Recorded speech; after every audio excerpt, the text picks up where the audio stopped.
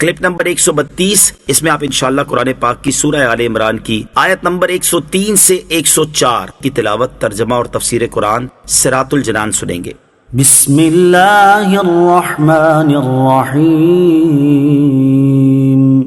ترجمہ، اللہ کے نام سے شروع جو نہایت مہربان رحمت والا ہے۔ وَاعْتَصِمُوا بِحَبْلِ اللَّهِ جَمِيعًا وَلَا تَفَرَّقُوا وَاذْكُرُوا نِعْمَةَ اللَّهِ عَلَيْكُمْ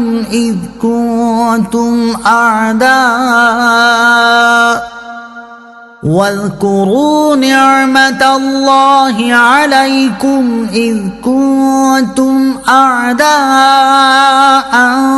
فَأَلَّفَ بَيْنَ قُلُوبِكُمْ فَأَصْبَحْتُمْ بِنِعْمَتِهِ إِخْوَانًا وَكُنتُمْ عَلَى شَفَا حُفْرَةٍ مِّنَ النَّارِ فَأَنقَذَكُم مِّنْهَا كَذَلِكَ يُبَيِّنُ اللَّهُ لَكُمْ آيَاتِهِ لَعَلَّكُمْ تَهْتَدُونَ۔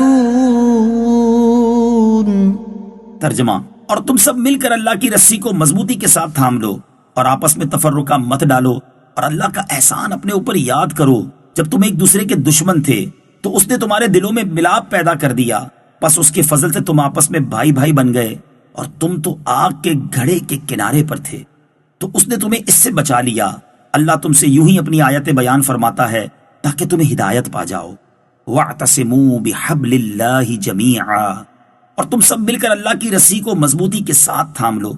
اس آیت میں ان افعال و حرکات کی ممانعت کی گئی ہے جو مسلمانوں کے درمیان تفریق کا سبب ہو۔ چنانچہ ارشاد فرمایا کہ تم سب مل کر اللہ عز و جل کی رسی کو مضبوطی سے تھام لو اور آپس میں فرقوں میں تقسیم نہ ہو جاؤ جیسے یہود و نصارہ نے فرقے بنا لیے۔ صلح کلیت کا رد۔ یاد رہے کہ اصل راستہ اور طریقہ مذہب اہل سنت ہے، اس کے سوا کوئی راہ اختیار کرنا دین میں تفریق کرنا ہے، اور یہ ممنوع ہے۔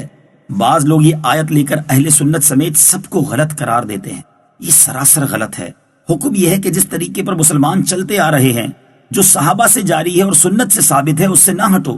اہل سنت و جماعت تو سنت رسول صلی اللہ تعالیٰ علیہ وسلم اور جماعت صحابہ کے طریقے پر چلتے آ رہے ہیں، تو سمجھایا تو ان لوگوں کو جائے گا جو اس سے ہٹے، نہ کہ اصل طریقے پر چلنے والوں کو کہا جائے گا کہ تم اپنا طریقہ چھوڑ دو۔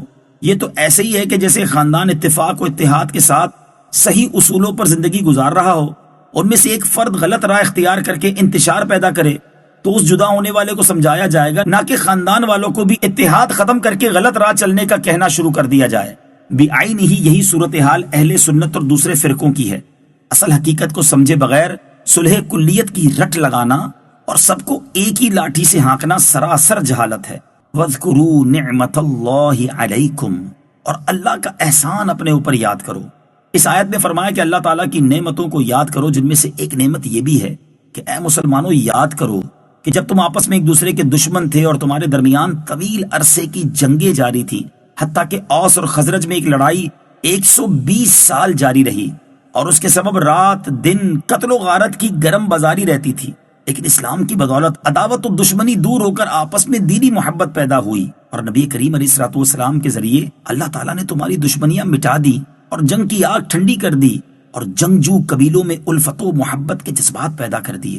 تاجدار رسالت صلی اللہ تعالیٰ علیہ وسلم نے انہیں ایک دوسرے کا بھائی بھائی بنا دیا، ورنہ یہ لوگ اپنے کفر کی وجہ سے جہنم کے گھڑے کے کنارے پر پہنچے ہوئے تھے، اور اگر اسی حال پر مر جاتے تو دوزخ میں پہنچتے، لیکن اللہ تعالیٰ نے انہیں حضور پاک علیہ الصلوۃ والسلام کے صدقے دولت ایمان عطا کر کے اس تباہی سے بچا لیا۔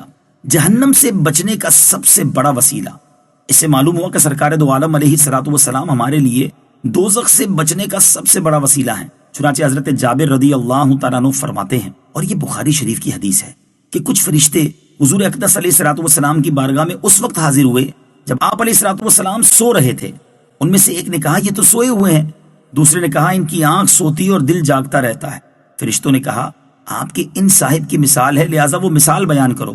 ایک نے کہا وہ تو سوئے ہوئے ہیں، دوسرے نے کہا ان کی آنکھ سوتی اور دل بیدار رہتا ہے۔ انہوں نے کہا ان کی مثال اس آدمی جیسی ہے جس نے گھر بنایا، اس میں دسترخوان بچھایا اور بلانے والے کو بھیجا، تو جس نے اس کی دعوت قبول کر لی وہ گھر میں داخل ہوا اور دسترخوان سے کھانا کھایا، اور جس نے دعوت قبول نہ کی وہ نہ گھر میں داخل ہوا اور نہ دسترخوان سے کھانا کھا سکا۔ فرشتوں میں سے ایک نے کہا اس کا مطلب بیان کیجئے تاکہ بات سمجھ میں آ جائے۔ ان میں سے ایک نے کہا یہ تو سو رہے ہیں۔ دوسرے نے کہا ان کی آنکھ سوتی اور دل بیدار رہتا ہے۔